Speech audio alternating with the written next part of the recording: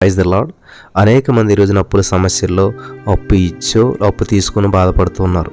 వారి విషయంలో మనం ఎలా ప్రవర్తించాలంటే, ఒకవేళ మీరు అప్పు ఇచ్చి తిరిగి ఇవ్వట్లేదంటే వాళ్ళకి ఇచ్చే సామర్థ్యం ఇచ్చినందుకు వందనాలు దేవా అని చెప్పి ప్రార్థించాలి. లేదా మీరు అప్పు తీర్చవలసిన పరిస్థితిలో ఉంటే, ఎవరైతే మాకు అప్పు ఇచ్చారో వాళ్ళకి మేము తిరిగి ఇచ్చే సామర్థ్యం ఇచ్చినందుకు వందనాలు దేవా అని చెప్పి మనం స్తుతించాలన్నమాట. ఇలా స్తుతిస్తూ ఉండగా మరి ఒక సహోదరి జీవితంలో 3:30కి ఎర్లీ మార్నింగ్ 3:30కి చాలా శక్తివంతమైనటువంటి సమయం అది.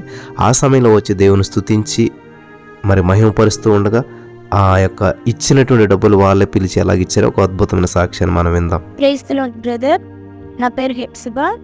నేను నెల్లూరు నుంచి నా సాక్ష్యాన్ని పంచుకుంటున్నాను.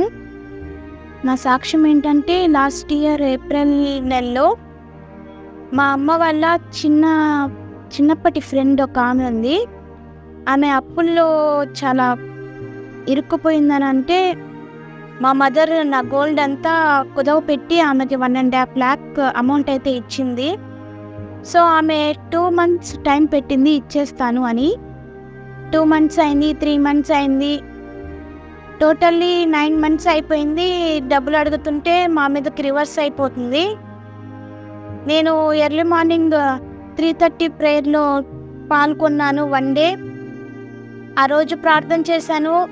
నా గోల్డ్ అమ్మేస్తానంటున్నారు, ఎలా ప్రభా నాకు సహాయం చెయ్యి, ఆవిడ మా డబ్బులు మాకు ఇవ్వాలి అని చెప్పి నేను ప్రేయర్ చేసుకున్నాను మార్నింగ్ 3:30 ప్రేయర్లో.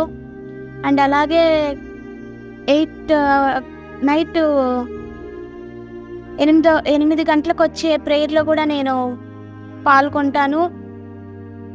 సో దేవుడు నాకు చేసినందుకు వందనాలని చెప్పాను. నేను ఇన్ని రోజులు నాకు చేయి ప్రభా అని అడిగాను తప్ప, నువ్వు చేసినందుకు నీకు వందనాలని నేను ఏ రోజు చెప్పలేదు.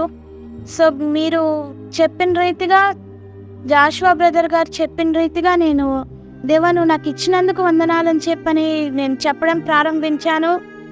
1 week టైంలోనే లాస్ట్ ఇయర్ డిసెంబర్ 30వ తారీఖున ఆవిడ ఫోన్ చేశారు మాకు, అమౌంట్ తీసుకున్న ఆవిడ, మీతో మాట్లాడాలి, మా ఇంటి దగ్గరికి రండి అని.